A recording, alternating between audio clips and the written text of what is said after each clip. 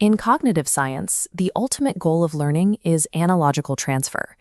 This is the ability to acquire structural knowledge in one specific domain and successfully apply it to a completely unfamiliar, seemingly unrelated scenario.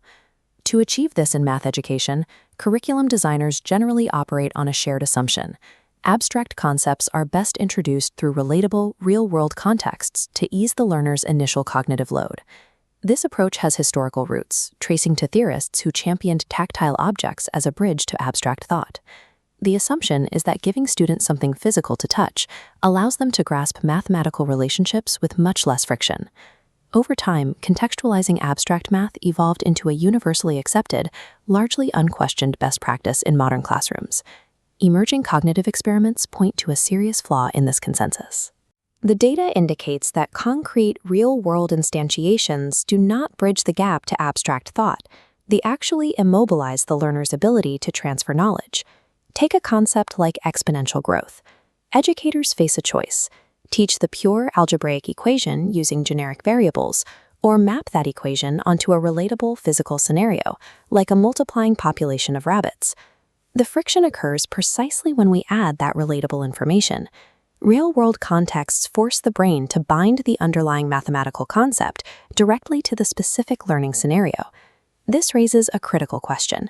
By making the mathematics engaging, do educators accidentally blind the learner to the structural rules they actually need to learn? To dismantle this entrenched professional misconception, we have to look closely at the cognitive data and pinpoint exactly where and why analogical transfer fails. Researchers Jennifer Kaminsky and Vladimir Slutsky designed an experiment to test this. They selected a specific mathematical concept, a commutative mathematical group of order 3, which relies on strict rules of associativity, identity, and inverses. This table outlines the learning material. The left column shows the control group, taught a stripped-down, generic symbolic language using monochromatic shapes. Conversely, the right column shows the treatment group, learning the exact same rules through a concrete scenario combining physical measuring cups. The initial findings supported standard pedagogical expectations. Both the generic learners and the concrete learners successfully acquired the rules of their respective systems and passed their initial tests. But initial acquisition in a vacuum is an incomplete metric. True mathematical comprehension is proven only when a learner is forced to take that knowledge and transfer it to an unfamiliar scenario. This diagram shows the novel transfer domain presented to both groups of learners. It is framed as a children's game from another country, utilizing elements like a vase, a ladybug, and a ring. Structurally, this game is a mathematically perfect isomorph. The underlying rules governing the game pieces are identical to the rules governing both the generic symbols and the concrete measuring cups. This chart plots the resulting performance data on the novel domain. The generic symbol group achieved a high accuracy rate of 79%. Instead, they formed an opaque wall that blocked the learners from recognizing the math in a new domain. To diagnose the specific point of failure, the researchers staged an intervention. They provided a subset of the failing concrete learners with the explicit correspondence between the original elements and the novel elements. This mapping animation demonstrates how the researchers explicitly told the learners exactly which measuring cup corresponded to which game piece, directly aligning the two structures for them. With explicit alignment assistance, the concrete group's transfer scores instantly jumped to 85%, matching the success rate of the generic group. This proves the concrete group did successfully encode the mathematical structure during their initial learning. Their failure was strictly an inability to spontaneously execute the structural alignment, simply because the superficial details distracted them. To verify exactly how contextual details corrupt a learner's mental representation, the researchers implemented a structure discrimination task. This 4-quadrant grid outlines the tests designed to see if learners could recognize the mathematical rules when they were deliberately disguised. The test contained 4 permutations. It evaluated the learners against a matrix of familiar and novel elements, crossed with familiar and novel relational structures.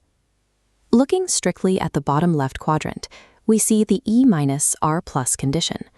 This presented learners with novel elements, the game pieces, but maintained the exact same relational structure they had already learned. When presented with this specific test, generic learners correctly identified the underlying structure 78% of the time. The concrete learners succeeded only 26% of the time. The mental representation formed by the concrete learners was entirely overwhelmed by the superficial features of the cups and liquid.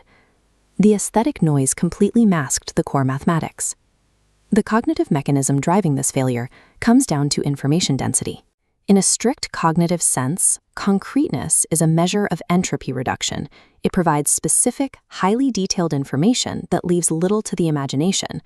The brain processes new information using a strictly finite attentional pool.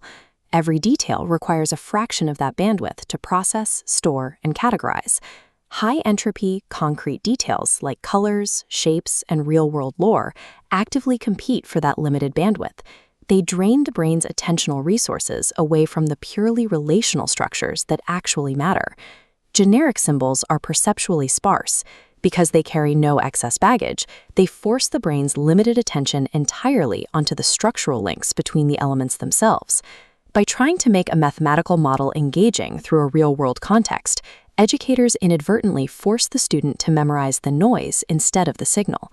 This data directly challenges the industry standard for curriculum design. We have to weigh the short-term engagement of relatable contexts against the long-term cognitive costs they inflict on the learner. The pedagogical boundary is clear. If the goal is strictly to solve a specific, contextualized word problem, then concrete instantiations are perfectly adequate tools. But if the true educational mandate is broad analogical transfer, equipping minds to solve unforeseeable challenges in advanced physics, economics, or engineering, then abstraction is non-negotiable. The data yields a clear heuristic. Generic, low-entropy instantiations offer the most direct and efficient route to portable, schematic knowledge. The relatable context, painstakingly designed by educators to be a helpful bridge, acts instead as the cognitive anchor holding the learner's potential back.